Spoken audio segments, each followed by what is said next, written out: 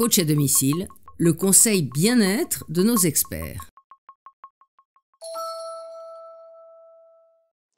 Je suis Annie Moissin, présidente de Solidarité Handicap, un collectif d'associations et de personnes individuelles en lien avec les maladies rares.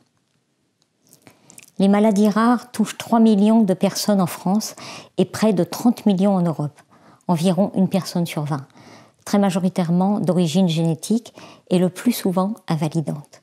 Statistiquement, il y en a forcément autour de vous, dans votre immeuble, dans votre entreprise ou dans l'école de vos enfants.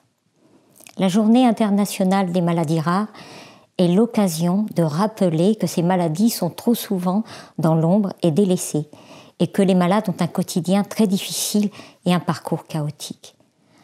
Souvent, ils sont d'abord perdus dans l'errance diagnostique, ce qui peut prendre des années avant de découvrir et de nommer leur pathologie. Ces malades sont ensuite en quête d'une prise en charge médicale correcte et adaptée à la maladie rare. Certes, nous avons la chance d'avoir en France des filières de santé dédiées à ces maladies, des centres de référence et des centres de soins qui sont des points de chute incontournables, mais cela ne suffit pas.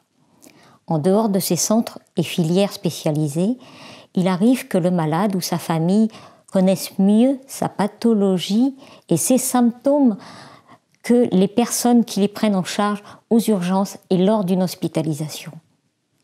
Dans ces cas-là, le malade et les familles ont besoin d'un échange constructif avec le monde médical. Ils réclament également une écoute adaptée auprès des institutions comme les maisons départementales des personnes handicapées, les caisses primaires d'assurance maladie et tant d'autres structures spécifiques. À défaut, les malades et les parents d'enfants malades se sentent terriblement isolés, sans aucune solution et au final, leur désarroi est immense. Aujourd'hui encore, les familles doivent aussi affronter un parcours du combattant semé d'embûches pour espérer une intégration scolaire réussie de leur enfant. À cela s'ajoutent les problèmes au sein du couple. C'est tellement difficile de ne pas avoir l'enfant parfait. Il arrive que l'un des deux parents doive renoncer à sa vie professionnelle afin de pallier aux prises en charge défectueuses. Vous le savez peut-être, notre pays manque cruellement d'établissements spécialisés et vous l'avez compris, avec une maladie rare, la vie de la famille est bouleversée. Elle peut même parfois basculer dans la précarité. Ces enfants auraient besoin d'un soutien psychologique, mais aussi leurs parents. Mais aujourd'hui, ce sont essentiellement les associations de malades qui ont assez d'empathie pour partager en toute bienveillance et apporter ce petit plus.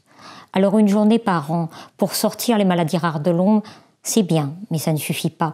Il reste encore beaucoup à faire. Continuons de nous mobiliser pour la recherche, le corps médical et notre société. Continuons d'améliorer la vie de ces malades. À bientôt sur le HuffPost.